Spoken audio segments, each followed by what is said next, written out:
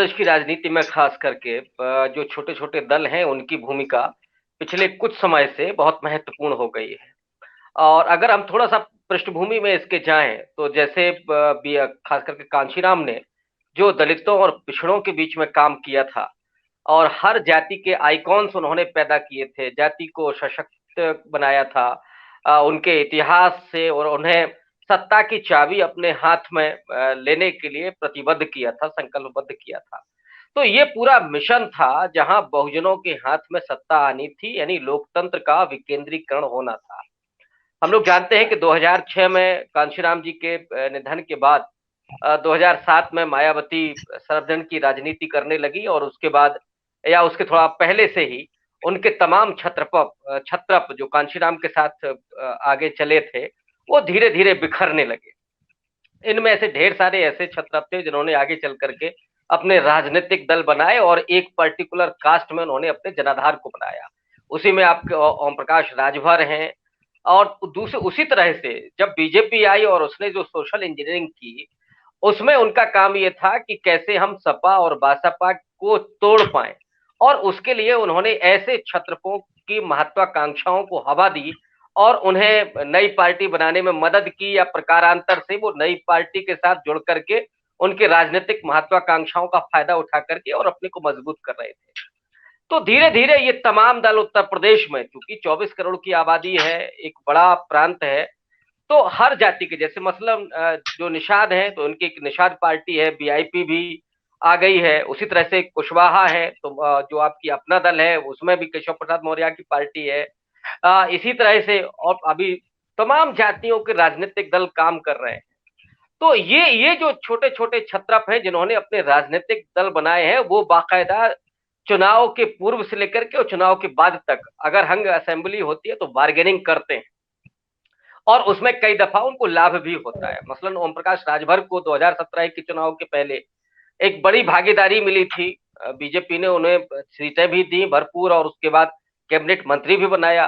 तो इस तरह से उन क्षत्रपों की राजनीतिक महत्वाकांक्षाएँ भी बढ़ने लगी।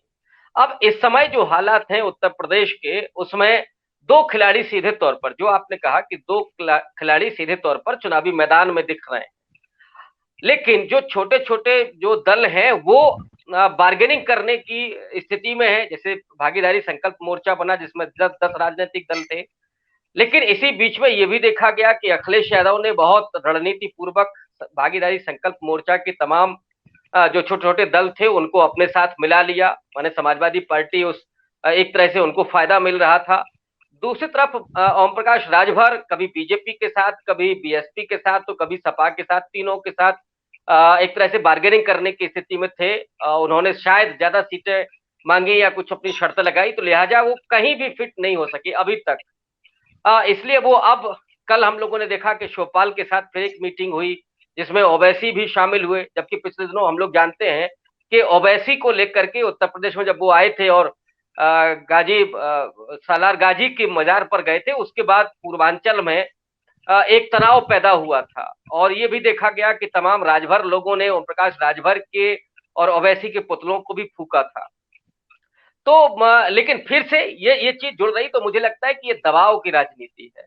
अब ये जो दल हैं वो फिर से कोशिश कर रहे हैं कि समाजवादी पार्टी हमारे मुताबिक कुछ सीटें दे या बीएसपी के साथ वो कर सकते हैं। तो मुझे लगता है हालाँकि टारगेट उनका समाजवादी पार्टी ज़्यादा है। तो एक तरह से वो दबाव डाल कर के गठबंधन ही नहीं करना चाहते बल्कि ज़्यादा सीटें लेने की भी कोशिश कर रहे हैं। जो मसला शिवपाल जी का है मुझे लगता है कि जो सुनने में आ रही है पॉलिटिकल गॉसिप है कि अखिलेश यादव के साथ उनकी बातचीत हो चुकी है। शायद वो नवंबर में आएँगे ऐसा लोग कयास लगा रहे हैं, लेकिन कल जो बैठक हुई है उससे थोड़ा-सा झटका भी लग रहा है कि हो सकता है कि अभी बातचीत ना बनी हो। आप उधर जाएँगे पश्चिमी यूपी में तो वहाँ आरएलडी है, उसके साथ बातचीत हो चुकी है लेकिन सीटें अभी तय नहीं हुई हैं, तो वहाँ भी एक कशमकश बनी हुई है। जो चंद्रशेखर आज़ाद हैं, उनकी जो एएसपी है उसके साथ सपा के साथ वो आएँगे या कांग्रेस के साथ जाएँगे, अभी ये कशमकश बनी हुई है। तो मुझे लगता है कि आगे अभी और खेल होगा। उत्तर प्रदेश की हुँ। राजनीति में अभी लेकिन धुरी वही 2 हैं। और ये जो छोटे राजनीतिक दल हैं, वो बराबर सपा के साथ पहले जाना चाहते हैं।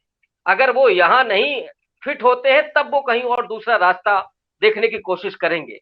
मुझे लगता है कि समाजवादी पार्टी को थोड़ा-सा बड़ा दिल दिखा करके और इनको अपने साथ जोड़ना चाहिए।